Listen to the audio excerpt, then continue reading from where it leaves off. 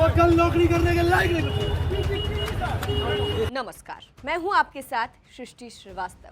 Paper leak को लेकर शुरू हुआ ये प्रदर्शन अब हिंसक मोड़ ले चुका है। प्रदर्शन के नाम पर तोड़फोड़ मचाई जा रही है, जिससे कई सवाल खड़े हो रहे हैं। दिल्ली में बवाल के बाद बिहार की राजधानी पटना में भी खूब बवाल मचा, लेकिन पुलिस ने इस बवाल को अच्छे से हैंडल किया, जिसकी वजह से चर्चा में आए हैं पटना के पुलिस अधीक्षक यानी एसपी संकेत कुमार, जिन्होंने कहा पीछे हटे तो नौकरी करने के लायक नहीं छोड़ूंगा, और फिर उग्र छात्रों के पीछे दौड़ गए। चलिए आपको भी बताते हैं पूरी खबर के बारे में। दरअसल केंद्रीय शिक्षा मंत्री धर्मेंद्र प्रधान के इस्तीफे की मांग को लेकर पटना के जेपी गोलंबर पर गुरुवार को ऑल इंडिया स्टूडेंट एसोसिएशन समेत छात्र संगठनों ने प्रदर्शन किया। शुरुआत में प्रदर्शन शांतिपूर्ण रहा, लेकिन कुछ ही देर में हालत बिगड़ गए। प्रदर्शनकारी मुख्यमंत्री आवास की ओर बढ़ने लगे। पुलिस ने उन्हें रोकने के लिए बैरिकेडिंग की थी। जब भीड़ आगे बढ़ने लगी तो पुलिस और छात्रों के बीच धक्का मुक्की शुरू हो गई। पुलिस ने भीड़ को नियंत्रित करने की कोशिश की। पहले तो पुलिस ने प्रदर्शनकारियों को समझाने की कोशिश की। जब भीड़ नहीं मानी तो लाठी चार्ज किया गया। इसके बाद वाटर कैनन का इस्तेमाल किया गया और आंसू गैस के गोले भी छोड़े गए। वहीं पुलिस पर पत्थरबाजी की गई। अब इन्हीं चीजों को लेकर एक वीडियो सोशल मीडिया पर जोरदार तरीके से वायरल हो रहा है। वीडियो में पटना के पुलिस अधीक्षक संकेत कुमार पुलिसकर्मियों को सख्त लहजे में निर्देश देते हुए कहते सुनाई दे रहे हैं, पीछे हटे तो नौकरी करने के लायक नहीं छोड़ूंगा। इसके कुछ ही सेकंड बाद वो खुद उग्र छात्रों के पीछे दौड़ जाते हैं। आप पहले वीडियो देखिए। वो कल नौकरी करने के लायक नहीं बचे।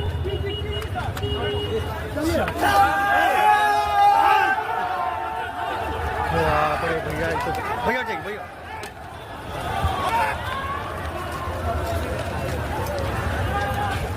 तो वीडियो देखकर आपको समझ में आ गया होगा कि संकेत कुमार पुलिस कर्मियों को कह रहे हैं कि पीछे नहीं हटना है।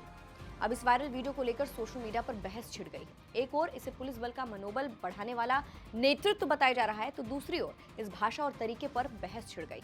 हालांकि इस वीडियो पर अभी तक पटना पुलिस की ओर से कुछ भी नहीं कहा गया है, लेकिन वीडियो हर तरफ वायरल हो रहा है। फिलहाल इस पूरी खबर को आप कैसे देखते हैं कमेंट करके जरूर बताइएगा। अंत में आपको सुनाते हैं कि भाजपा के राष्ट्रीय अध्यक्ष नितिन नवीन ने स्टूडेंट के प्रोटेस्ट को लेकर क्या कुछ कहा, सुनिए।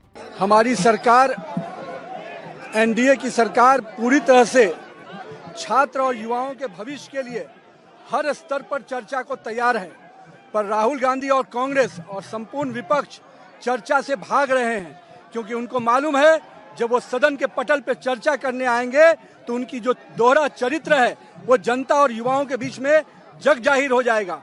हम तो खुली चुनौती देते हैं, आइए संसद के पटल पर छात्र और युवा के विषय पर, नीट के विषय पर, हर विषय पे हम चर्चा करने को तैयार हैं। राहुल गांधी के जो राजनीतिक दृश्य रहा है भगोड़ा का, भारतीय जनता पार्टी का सांसद हर विषय पर, भारतीय जनता पार्टी और एनडीए की सरकार हर विषय पर चर्चा भी करने को तैयार है और हर सवाल का जवाब देने को तैयार है। पर मुझे मालूम है कि राहुल गांधी जी और उनकी कुनबा कभी भी चर्चा के लिए सामने नहीं आएगा, क्योंकि उनके पुराने जो इतिहास रहे हैं, 50-60 सालों का जो उनका इतिहास रहा है युवाओं को ठगने का, भटकाने का, आज भारतीय जनता पार्टी और एनडीए की सरकार ने युवाओं के भविष्य को एक सही दिशा दी है। आज देश भर में संस्थाएं, कोचिंग इंस्टीट्यूट, कॉलेज, सब प्रकार की संस्थाएं खुलकर पूरी तरह से युवाओं के भविष्य को दिशा देने में हम लगे हैं। आज का युवा स्टार्टअप के लिए जाना जाता है, यूनिकॉर्न के लिए जाना जाता है, आत्मनिर्भर भारत बनाने के लिए जाना जाता है। ये केवल स्टोन पेटर्स के रूप में युवाओं को देखते हैं, मगर भारत और एनडीए की सरकार और नरेंद्र मोदी का विजन है कि हम पूरी तरह से युवाओं को उनके सुनहरे भविष्य के बनाने के लिए संकल्पित हैं, और हम पूरी तरह से इस वचनबद्ध हैं कि हम युवाओं के भविष्य को सुरक्षित करेंगे।